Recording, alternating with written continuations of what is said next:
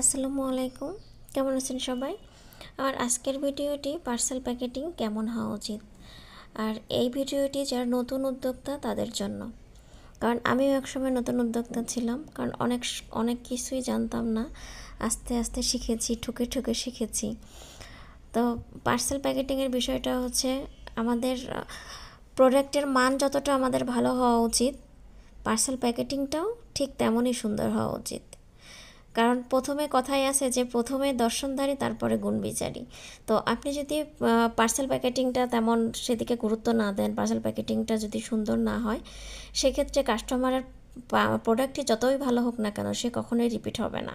কারণ এটা আমার নিজের বাস্তব একটা অভিজ্ঞতা থেকে শেয়ার করছি। কারণ যখন আমি নতুন ছিলাম তখন আসলেই বুঝতাম না কিভাবে পার্সেল প্যাকেটিং করা উচিত। তো ভাবতাম যে প্রোডাক্টের মানটা যদি ভালো দেয় তাহলেই তো হলো। তো একবার আমার পার্সেল প্যাকেটিংটা তেমন একটা ভালো হয়েছিল না। তো আমার কাস্টমার আমার প্রোডাক্ট পেয়ে খুবই খুশি, কিন্তু তিনি আমাকে রিভিউ দিয়েছিলেন যে আপু আপনার প্রোডাক্ট তো ঠিকই আছে, কিন্তু পার্সেল প্যাকেটিংটা তেমন একটা ভালো হয় নাই। মানে মোট কথা সুন্দর লাগেনি তার নাকি পার্সেলটা যখন সে কুরিয়ার অফিস থেকে নিয়ে যায় তখন তার নাকি পার্সেলটা নিয়ে যায় তাই কেমন লাগতেছিল, ভালো লাগতেছিল না। তো সেই জন্য আপনাদের উদ্দেশ্যে এটাই বলবো যে পার্সেল প্যাকেটিংটার উপরে গুরুত্ব দিতে হবে। সেটা সর্বক্ষেত্রে যেন প্রোটেকশনের দিকটাও ভালো থাকে, আবার দর্শনের দিক থেকেও যেন ভালো থাকে, সেই দিকটা আমাদের সবারই খেয়াল রাখা উচিত।